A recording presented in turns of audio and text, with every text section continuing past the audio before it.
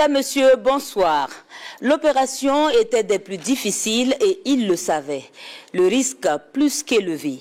Pourtant, ils n'ont pas hésité à braver le danger, car en 2 jours sur les routes pour rallier des communes comme Partiaga ou Taori dans la jungle du Grand Est.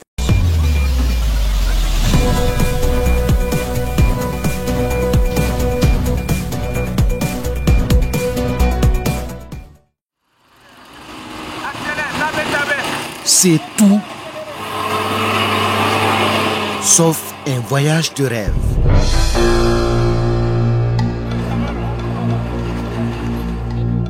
Malgré ce décor de spectacle paradisiaque, rien ici n'est merveilleux ou paisible. Dans ce territoire grand comme le prestige de ces chaînes de collines cascadées, tout ne paraît que calvaire et danger de mort. C'est la plus grande région politico-administrative du Burkina avec une riche faune et une flore attrayante. Sans oublier son sous-sol qui scintille d'or. C'est tout l'enjeu d'une terre de grandeur convoitée. Dans cet environnement fait de guerre, ces hommes et ces femmes qui n'ont plus rien à perdre sauf leur vie connaissent le pire de l'humanité. La cruauté de leurs semblables, chacun pour soi l'abandon, mais aussi le meilleur, la solidarité, la charité, et l'espoir soutenu par un sacerdoce fait de risques. Celui d'apporter le réconfort et la paix dans les villages en détresse au prix de l'endurance, de blessures et même du sang. Voici l'incroyable périple de l'armée dans la jungle de l'Est burkinabé.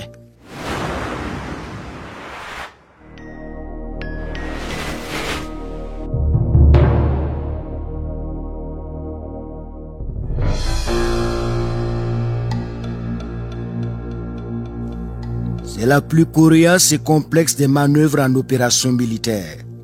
L'escorte. Celle-là s'étend sur environ 20 km. Et dans l'esprit de beaucoup ici, cette opération de ravitaillement dénommée Charima 2 ou soutien en Goulmachima est exceptionnelle. Elle coûtera donc sans doute du temps, de l'énergie, des vies peut-être.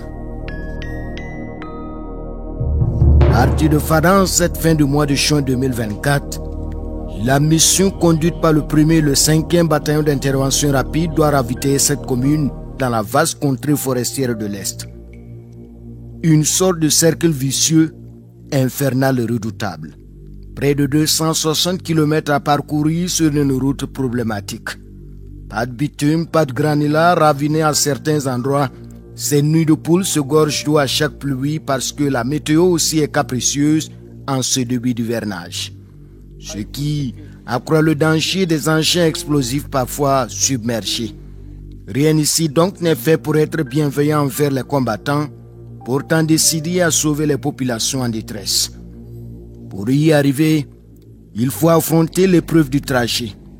En plus des mines artisanales, il y a des ponts dynamités, la boue, la forêt, la menace d'embuscade. Les obstacles sont innombrables et des routes quasiment impraticables s'il en existe encore. Aux portes du village d'Ougarou, décor de chantier improvisé dans une vallée marécageuse. 4e jour d'un ultime combat pour sauver les derniers véhicules embourbés du convoi. La situation entre-temps s'est enlisée avec une inquiétude grimpante par là. Pour les commandants des unités, il faut éviter de traîner sur la route ou risque de compromettre le ravitaillement très attendu par de milliers de ménages affamés. Alors, à l'étape actuelle, les convoyeurs malchanceux vont devoir accepter la douleur de perdre leurs biens, comme ce militaire à la retraite reconverti en routier.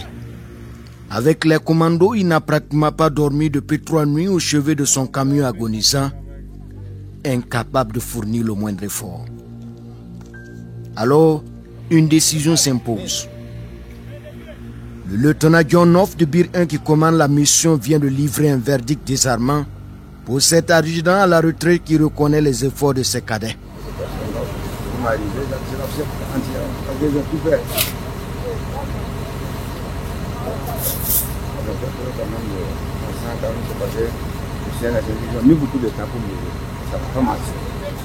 Le contenu du camion sera vidé. Le vieil homme sous le choc est embarqué. Dernier regard. C'est le seul patrimoine qui entretenait jusque-là les vieux jours du sexagénaire. Au total, 4 camions en panne ont dû être abandonnés dans le bas-fond avant la poursuite du convoi. Cette caravane de l'espoir pour des populations meurtries. Nous sommes à près d'un mois de calvaire. Fada-Kantiari, 134 km est appelé l'axe de la mort. Ce convoi de tous les dangers qui a laissé derrière lui déjà plusieurs incidents aborde ici la direction sud de la cité frontalière. Dans cette partie du pays aux portes du Niger et du Bénin, c'est le seul axe bitumé en 2021 et qui mène à Diapaga. Mais à peine ouverte à la circulation, l'infrastructure va subir le courroux des terroristes très hostiles au développement. Ils ont dynamité tous les ponts du sentier. Alors, pour avancer, il faut être ingénieux et très prudent. C'est la saison pluvieuse. Sous le ciel menaçant, nous affrontons l'inconnu. Dernier obstacle avant Diapaga. Même saboté, cet imposant pont du Boudiéré demeure un passage obligé pour ravitailler les principales communes de la Tapoa. Le génie militaire colmate ici la brèche et ouvre le passage au bout de quelques minutes de travaux. Le temps presse. Les derniers véhicules se lancent. Au bout du trajet de 60 km, Diapaga nous accueille en liesse populaire. Les rares moments de choix ici, c'est l'armée qui les offre aux populations avec ses longs convois de ravitaillement. Les combattants sont exaltés comme des sauveurs au coin des rues à peine éclairées. Il est 23 heures passées. Notre aire de repos est au-delà de la pénombre.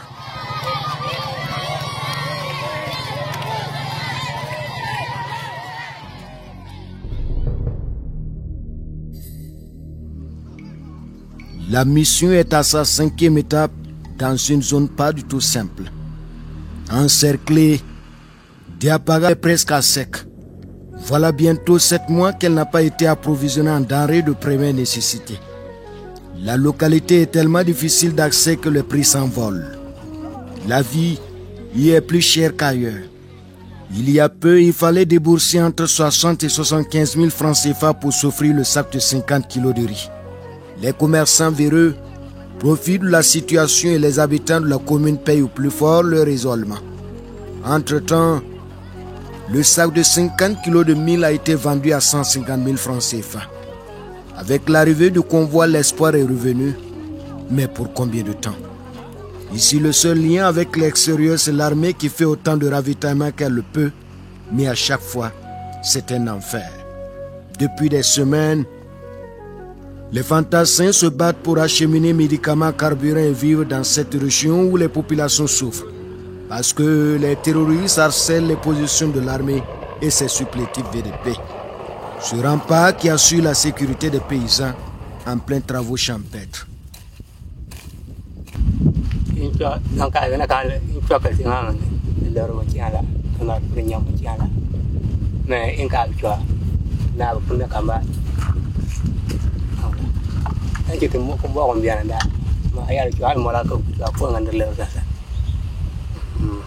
La pluviométrie est bonne et le feuillage ici rassure. Le défi majeur peut-être va être la moisson. Les terroristes menacent de piller et d'incendier les récoltes. Alors, le vœu des populations est qu'un large ratissage permette d'étouffer ces velléités des suppôts du crime qui rôdent autour de la ville. Sous le drone de surveillance, les voici à moins de 2 km de notre position. Ils nous croient en partance pour Namouni, leur fief, qui est à 18 km de notre part. Le sous-lieutenant Logan commande une action de dissuasion avec ses hommes déterminés à en découdre avec les terroristes. Donc nous on va frapper. RPG, mortier, 12, 7, 14, Furieux, faut qu'il bouge. Les blindés avancent et tirent. Le mortier achève la manœuvre et c'est la débandade. Les hommes de la brousse viennent de quitter leur cachette. les prémices d'une opération d'envergure pour les jours prochains. Le génie militaire à la manœuvre fin à coup de goder le sol. Les éléments du 33e régiment d'infanterie commando et les VDP renforcent leur position. C'est un tournant décisif dans la lutte antiterroriste qui s'annonce, dit-on ici et maintenant. La guerre peut commencer.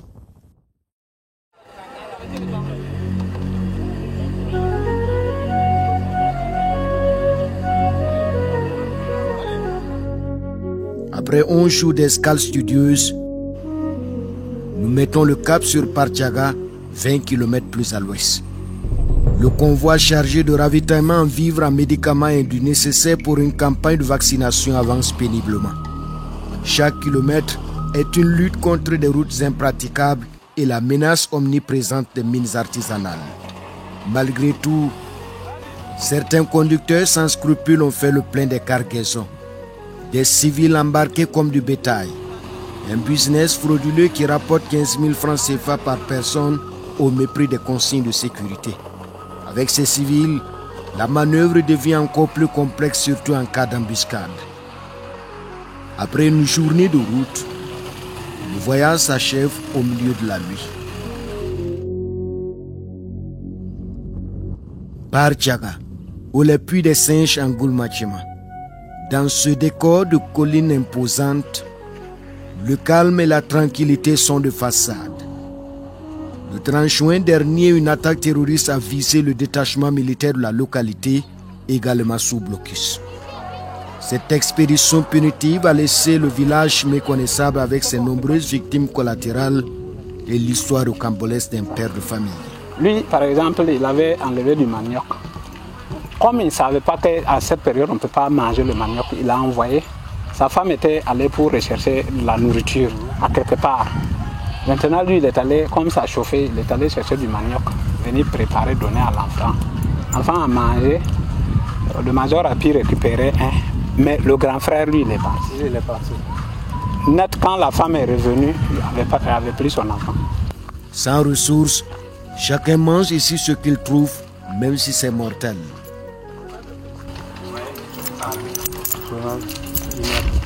La femme a pris les enfants. Le supplicié nous reçoit. C'est l'unique plat du jour en entendant les prochaines 24 heures.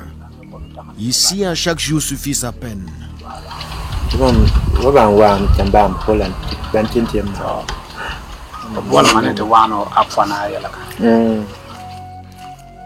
Des cases décoiffées par des flammes. Une scène de guerre et la vie d'un homme ruiné, résigné à vivre désormais dans la précarité et la solitude. À cette situation critique se greffe un drame humanitaire qui secoue ce territoire coupé du monde. À leur récent passage, les terroristes n'ont rien épargné dans la commune. Même pas le dispensaire où règne encore un climat de deuil avec des murs criblés de balles. Submergé par le travail, l'infirmier major du centre de santé nous reçoit. Seul l'agent de l'État en poste depuis novembre 2023 dans la localité, il représente l'unique espoir d'interminables files de patients qui affluent chaque jour. Voilà, c'est un monsieur qu'on a reçu. Ce vieil homme est venu pour une énième séance de pansement. Voilà, on a tenté de le référer. Jusqu'à présent, on n'a pas eu une évacuation sanitaire. Une mystérieuse maladie qui fait penser à une intoxication alimentaire qui tue en silence par là. Le 30 juin, et ça commence à gonfler comme ça. On m'avait dit qu'on mange les nyama-nyama. C'est ça que c'est l'espoir de ce septuagénaire est sur un hélicoptère qui pourrait lui offrir une ultime chance de survie. Mais la demande est forte, nous explique l'armée de l'air qui multiplie les heures de vol sans le moindre repos. Le vieux homme mourra donc dans l'attente quelques jours après notre entretien.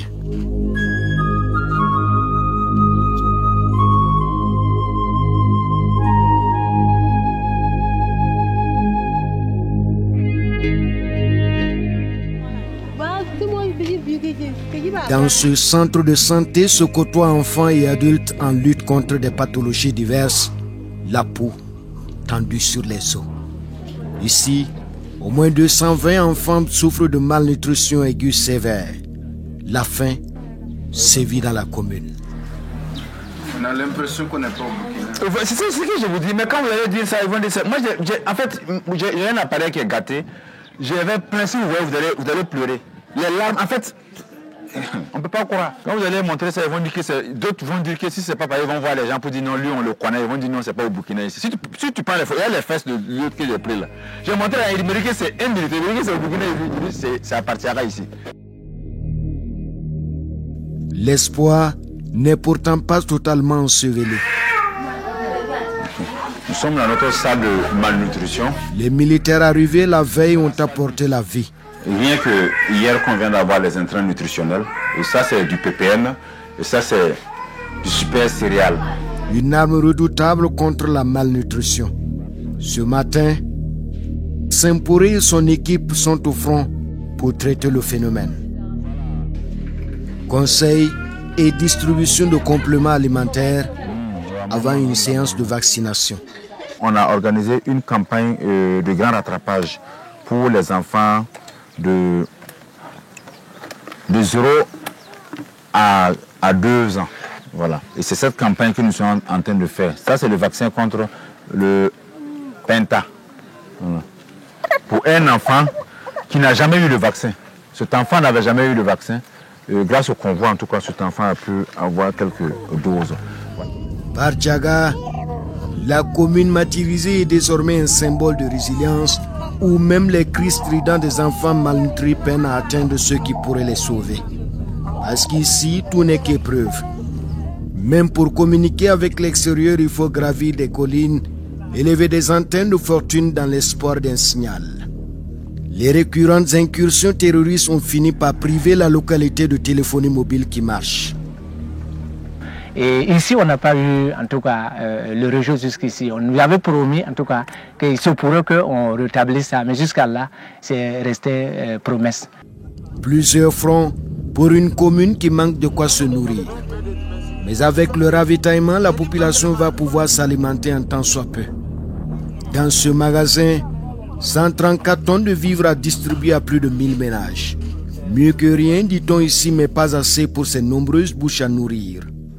Voilà, ce que le convoi nous a apporté là, ça représente de l'espoir. Et si on n'arrive même pas, dans cette semaine-là, si on n'arrive pas à distribuer, il y a des gens qui sont déjà morts. Et si on ne distribue pas tout aussi, c'est pas simple. Il y a beaucoup qui vont mourir encore. Voilà, c'est pas simple. Rien n'est facile pour cette zone aux 1000 défis, mais qui résiste.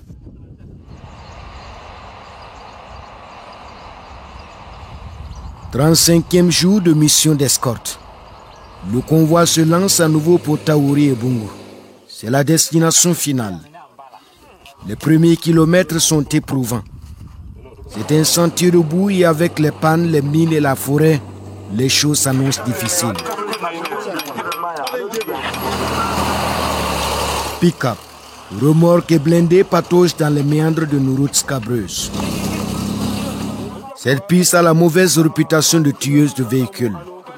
Pas plus que les conducteurs qui s'accusent mutuellement de mauvaise foi avec des camions en mauvais état et surchargés. Dépités, certains chauffeurs perdent leur sang-froid. C'est une question de nerfs au cœur d'une mission périlleuse.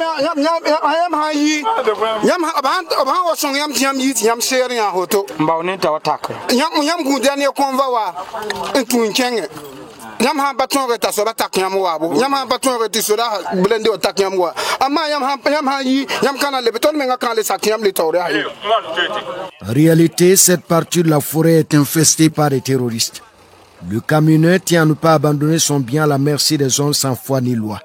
Seulement, ce n'est pas lui qui décide. Il faut bien négocier la boue au prix d'un travail acharné.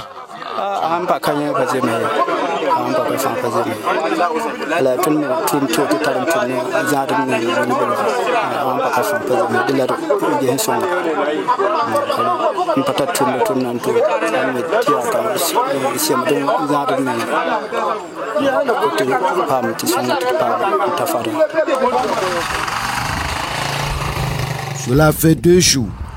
que nous peinons à avancer sur le trajet avec des pluies qui tombent de temps à autre. Des moments pour certains civils de se reposer et d'autres de prendre des forces avec un repas avant de s'attaquer à la boue et aux pannes. Ces ennemis, pas tout à fait invincibles. On demande si ça va aller. Si on arrive à Nadjamali, ça va. Ouais, je vais démarrer. Si on arrive à Nadjamali, là, ça va maintenant. Une destination toujours lointaine. Pour avancer, il faut savoir construire des routes en quelques heures. C'est une spécialité du génie militaire qui a su sa mission depuis le début de l'opération. La plupart des jeunes à la manœuvre sont issus de la vague des recrues de 2023. Ils ont le cœur à l'ouvrage. Sur la piste, Tractopelle et commandos font des efforts pour libérer tous les véhicules piégés par la boue et immobilisés par des pannes. Ici, chacun est appelé à mettre la main à la pâte. Faire agir les muscles, transpirer et vaincre l'impossible.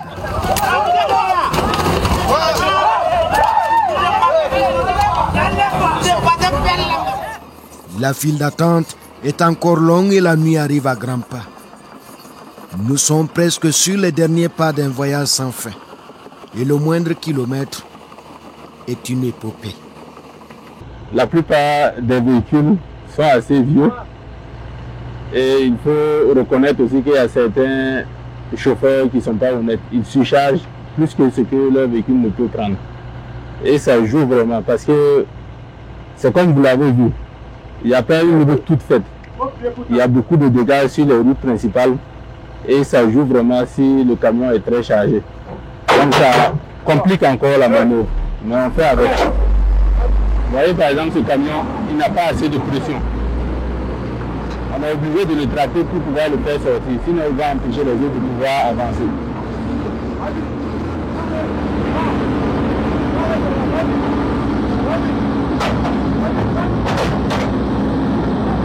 Laisse-le aller seulement. Ça ne va pas tomber, calmez-vous. Et désiré parmi les sinotroques là, Nadjabouani au milieu est encore plus compliqué à toucher. Un chemin incertain sur lequel avancent péniblement des camions essoufflés. Le lieutenant Kaira et ses hommes, eux, puisent les dernières forces. Bien merci. Serre maintenant. Après plusieurs temps de péripéties, on peut dire que c'est la dernière marche. Et on espère que ça va aller comme tout au long de la destination.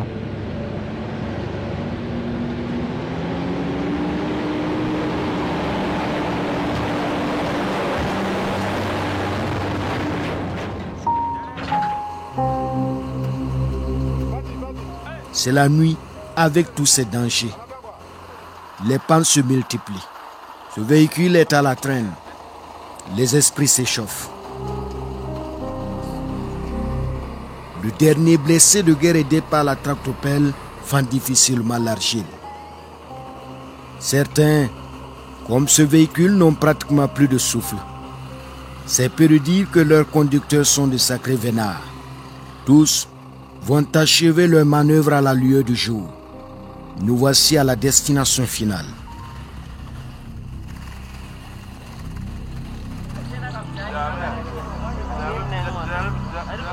Taori. Une nature parée de ses plus beaux feuillages dans le viseur du terroriste. L'année dernière, la population avait été empêchée de cultiver. Pour cette campagne agricole, les champs sont verts et les habitants retrouvent l'espoir grâce aux actions des forces combattantes du détachement militaire de la localité.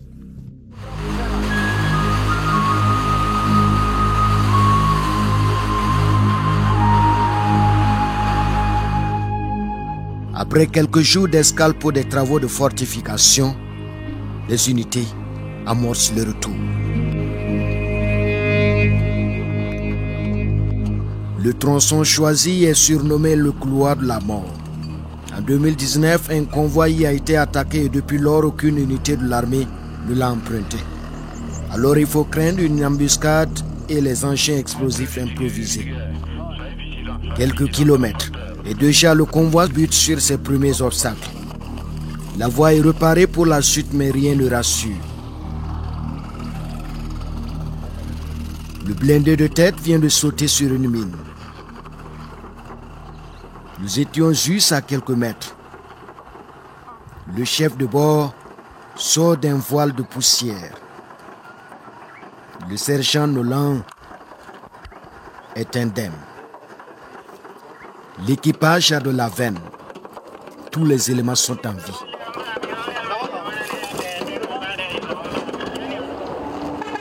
La scène du crime indique que les terroristes ont décidé à nous freiner la progression.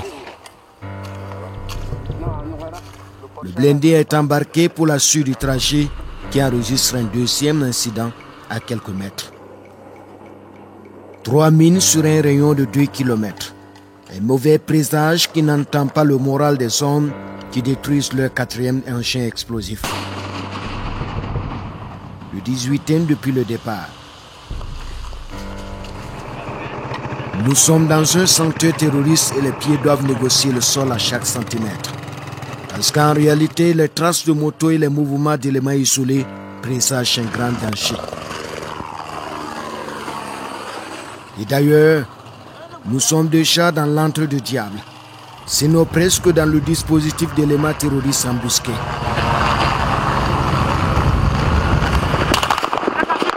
À moins de 100 mètres de nous.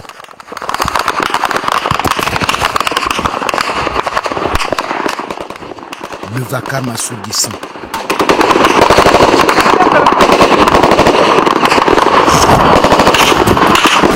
Impossible de savoir ce qui se passe sous ce ciel orageux. Roquettes et fusils mitrailleurs. Les salves viennent de partout et l'ennemi est invisible, caché dans la forêt. Percuteurs et son mortier agissent. La moto, une serre d'appui est déjà criblée à son réservoir. Sans doute l'œuvre d'un sniper. Et nous voici coincés entre les rafales, ces balles réelles qui pleuvent sans cesse. Une scène de guérilla d'une violence unie avec la mort en face. Dans les bois et sur la piste, c'est la terreur.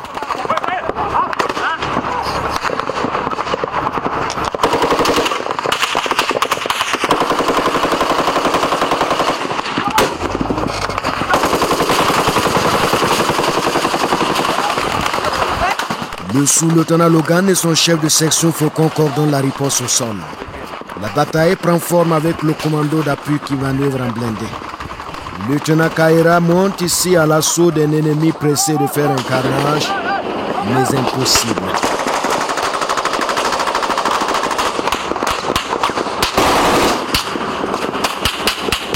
Une partie des fantassins prend le risque d'une diversion. C'est de l'infanterie pure et dure avec cette tactique qui résout cette équation majeure de la manœuvre. Combattre ou protéger les civils qui courent le risque de se faire massacrer.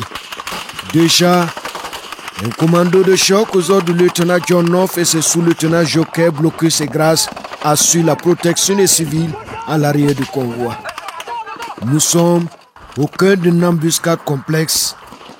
L'ennemi tire à l'aveugle. Caméra au point. Nous vivons l'instant qui peut être fatal. Ces images sont pour l'histoire.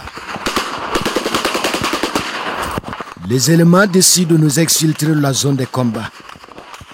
L'argent tourbillon du 5e bir nous fait embarquer pendant que les combats montent en intensité.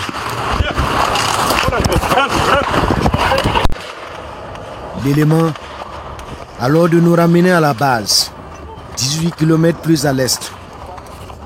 Hors de la pick-up, la riposte tient pas sa rigueur mais aussi le serment. Il faut tout faire pour empêcher que les terroristes déchaînés n'atteignent le lot des civils tourmentés. Ici, les tirs sont sans répit. Nous nous rendons de plus en plus compte que les terroristes ont jalonné le convoi sur plusieurs kilomètres et tentent désespérément de le couper. Un panache de fumée s'échappe. Nous sommes bien dans l'antre du diable avec la forêt et la boue. Le repli est obligatoire pour ces nombreux civils protégés par les militaires. Mais là encore, rien n'est facile.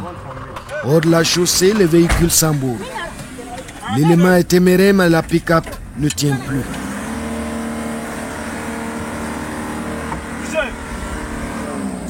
Le véhicule vient de nous lâcher dans un bas-fond.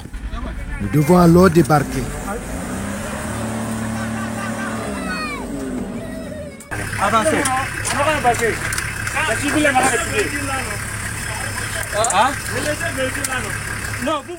Ce groupe de combattants rassure les suppliciés affolés.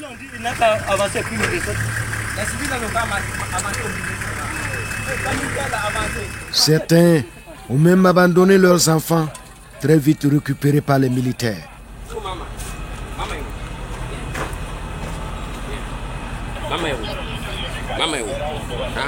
Maman, attends, faut t'arrêter, attends comme ça, ne sois pas. Viens.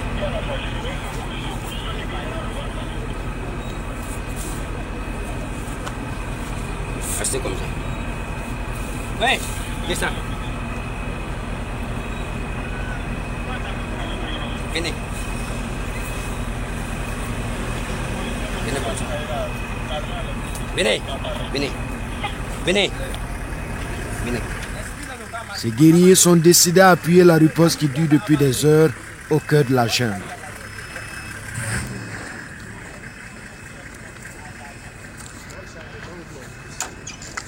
Tout ce qui est blindé là. Attendez, doucement. En blindé, nous continuons le trajet sous la pluie défavorable pour l'action des vecteurs aériens en position de combat. L'adjudant Wangari et son groupe couvrent ici les arrières de la foule de civils. La féroce bataille derrière nous a duré plus de 3 heures. L'ennemi, sorti par milliers, a enregistré des pertes importantes dans ses rangs pendant les combats et les frappes des drones qui ont duré toute la nuit. Au lendemain, nous voici héliportés par l'armée de l'air pour regagner Ouagadougou. Désormais, le pire est derrière. La plus complexe et violente embuscade de l'histoire du terrorisme au Burkina, avec une vingtaine de héros et quelques civils tombés et des dégâts matériels.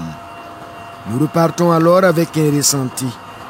La douleur du deuil, mais aussi avec l'espoir que nous venons de vivre sans doute les derniers soubresauts d'un ennemi en agonie. Dans cette jungle, à l'histoire glorieuse de Diaba Lompo, digne héritage qui, selon la légende, restera pour l'envahisseur une citadelle imprenable. Car l'armée est bien décidée à défendre les lieux et à mener sa guerre de haute intensité et à la gagner. Et bien évidemment, la bataille ne fait que commencer.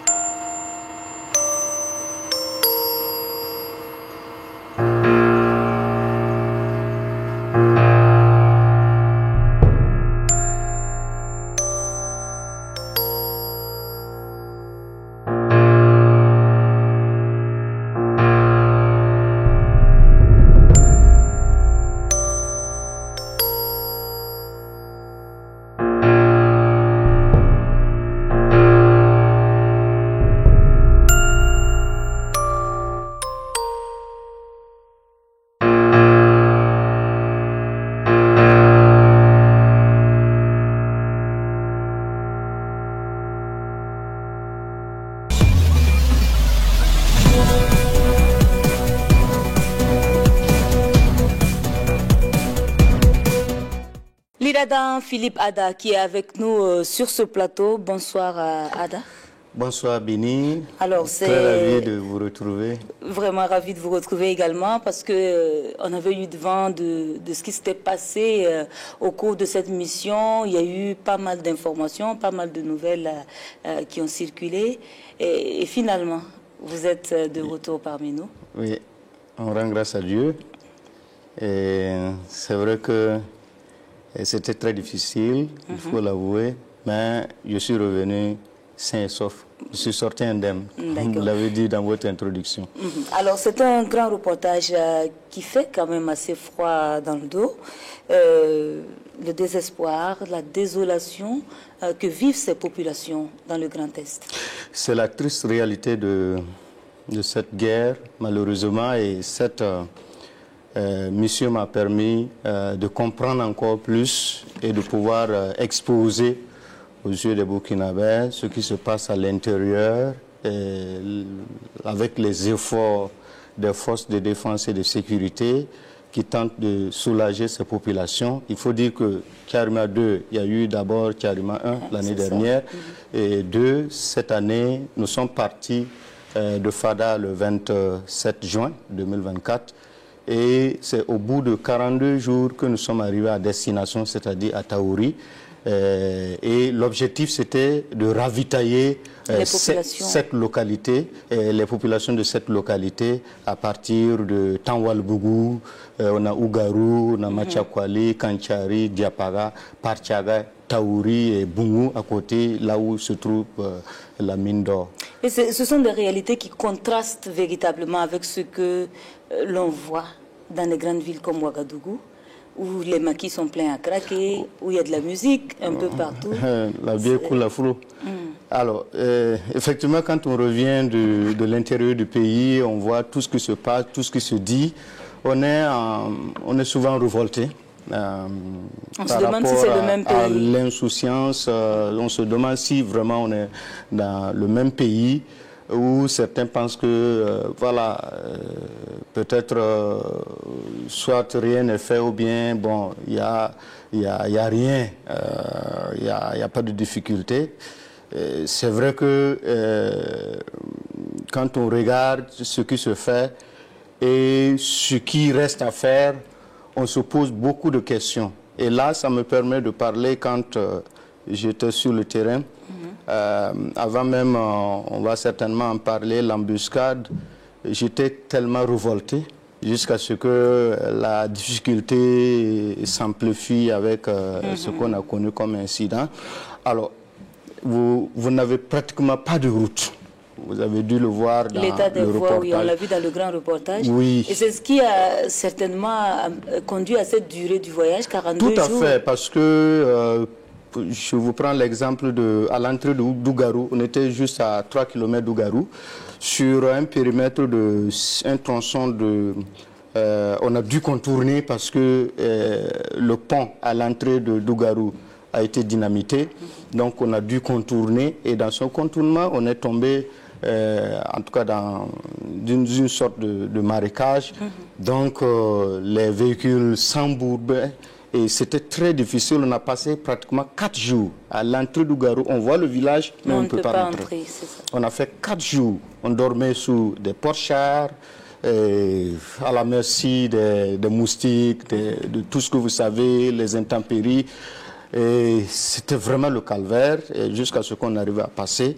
Et quand vous vivez cette situation, vous voyez, il n'y a pas de route, et il y a des nids de poules partout, et ça complique encore davantage la progression parce qu'il y a les mines aussi. Exactement. Et avec la saison pluvieuse, les gens sont obligés de vider d'abord les nids de poules, checker, c'est-à-dire chercher s'il y a des mines, n'y a pas de mines à l'intérieur, avant de pouvoir progresser. Donc c'est vraiment le caméléon même plus rapide que nous.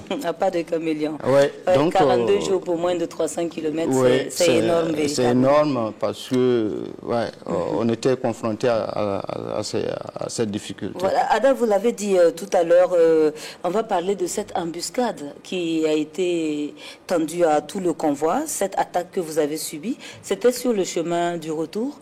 Oui, dans le couloir que vous avez appelé couloir de la mort, une voie abandonnée depuis 2019. 2019, et alors on a amorcé le retour, et dès qu'on a pris la route, on est tombé sur plusieurs incidents, mais on sentait toujours de la détermination dans les faits et gestes des hommes. Et ça s'est passé au moment où on cherchait même la possibilité de pouvoir camper et attendre demain. Parce que, bon, il nous restait encore quelques kilomètres.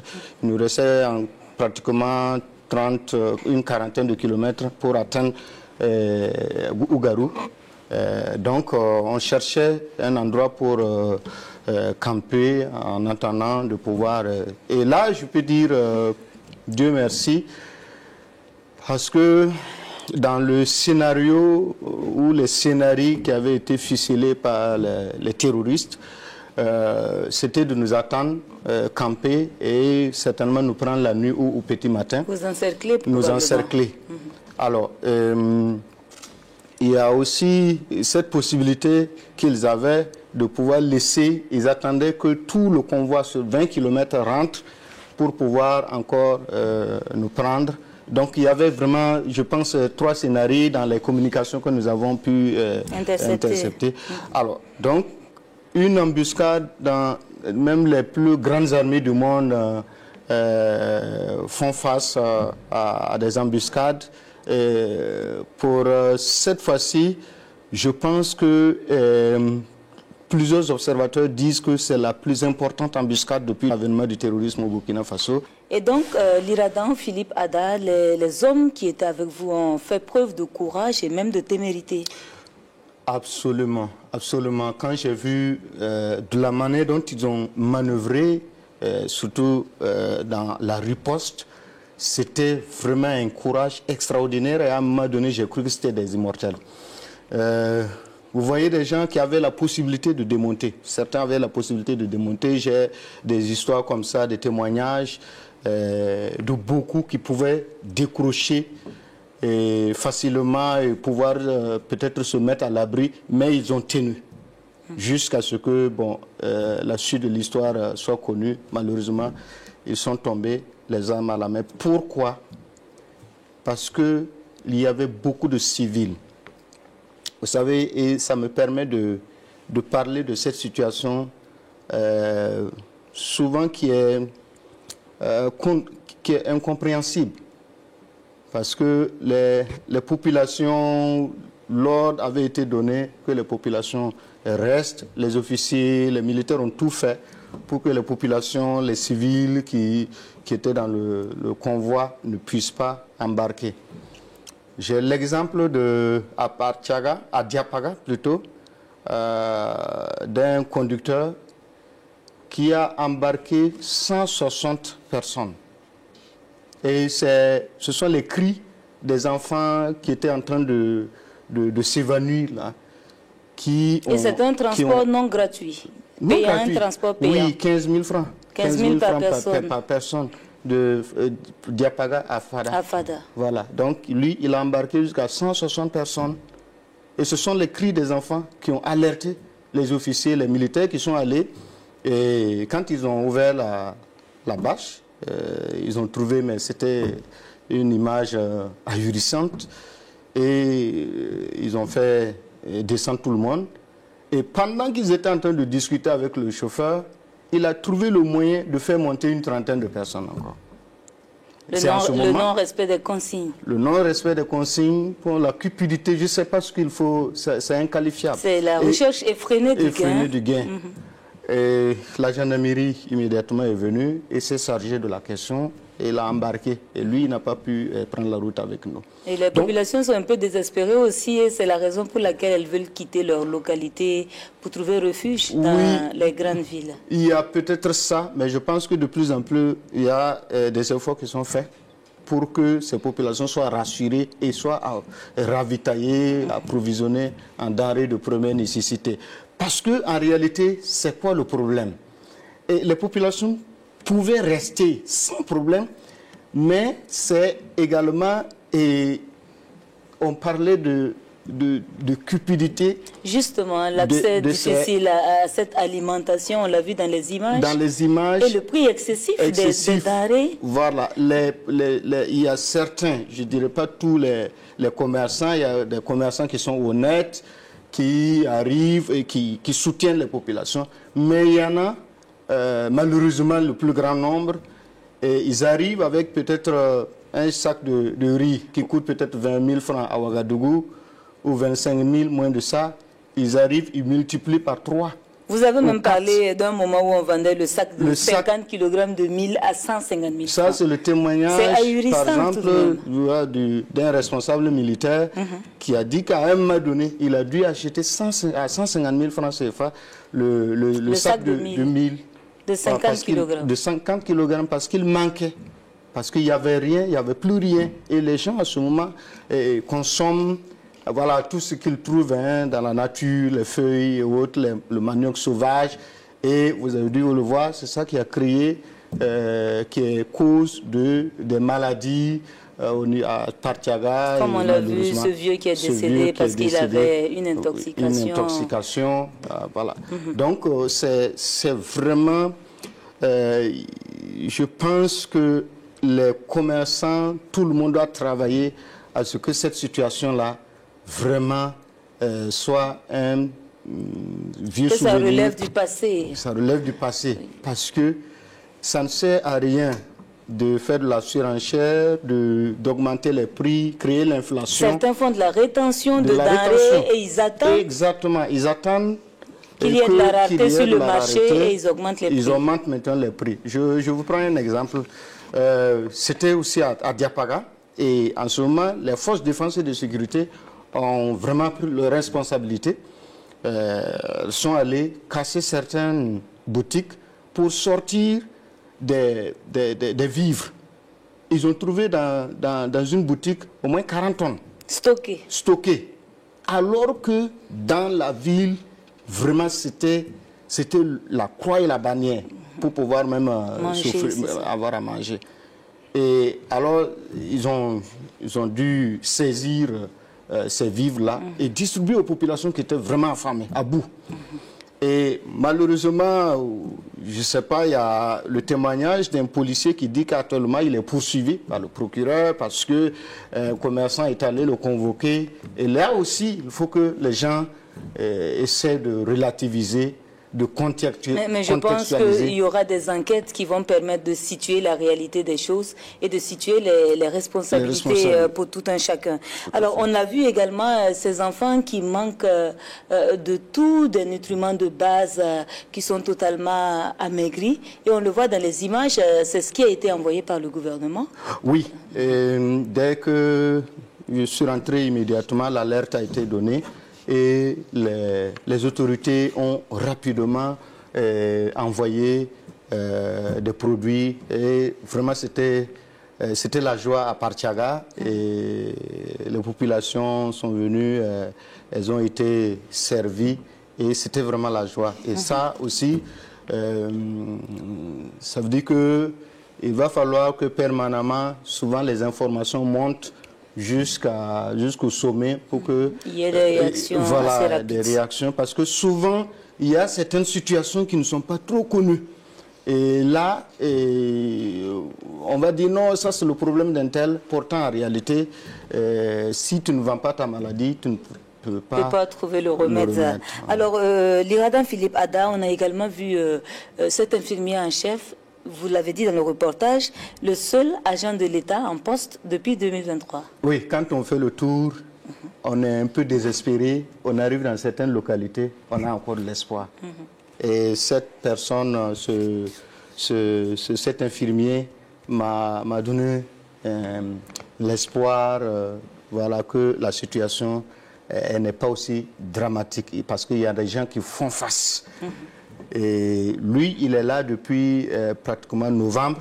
Il m'a dit quand il arrivait, il pesait 116 kilos. Mais quand vous le voyez aujourd'hui, il a complètement fondu. Mais parce qu'il court, il est au four et au moulin pour apporter le réconfort à toutes ces populations. Voilà, il est soutenu par deux agents qui sont recrutés, eux, par la commune. Donc, c'est vraiment une personne spéciale dans le reportage à côté des forces de défense et de sécurité. Et il m'a beaucoup touché par sa résilience et sa compassion pour les populations. Alors, Ada, dernière question. Le numéro, on l'a vu, vous l'avez voulu d'hommage pour toute cette vingtaine de forces de défense et de sécurité tombées sur le champ du combat. Et également, il y a eu de bonnes nouvelles aussi. Il n'y a pas que des notes tristes pour Kyarima 2. Je pense à ses camarades, parce qu'il m'appelle camarade. Et je pense à Vegem. On voit les images qui défilent, oui. Chaka, voilà, Chaka par exemple, quand on était à Diapaga, il nous a informé que sa femme venait d'accoucher. Sa femme a accouché quand on était à Diapaga et c'était la joie dans le groupe. On le félicitait et on souhaitait qu'il puisse regagner sa famille rapidement pour pouvoir voir son bébé. Et malheureusement, il y est resté. Il y est resté. Et c'est lui que nous voyons à l'écran, là. Alors, difficile de commenter tout ceci, on comprend l'émotion. Madame, Monsieur, 52 sur la RTV2 ce soir va se refermer ainsi. Merci à vous de nous avoir suivis. On va se retrouver très bientôt pour d'autres numéros, d'autres informations, puisque l'IRADA, Philippe Ada, repart dans quelques jours, bien sûr, sur le terrain. Merci de nous avoir suivis. À très bientôt.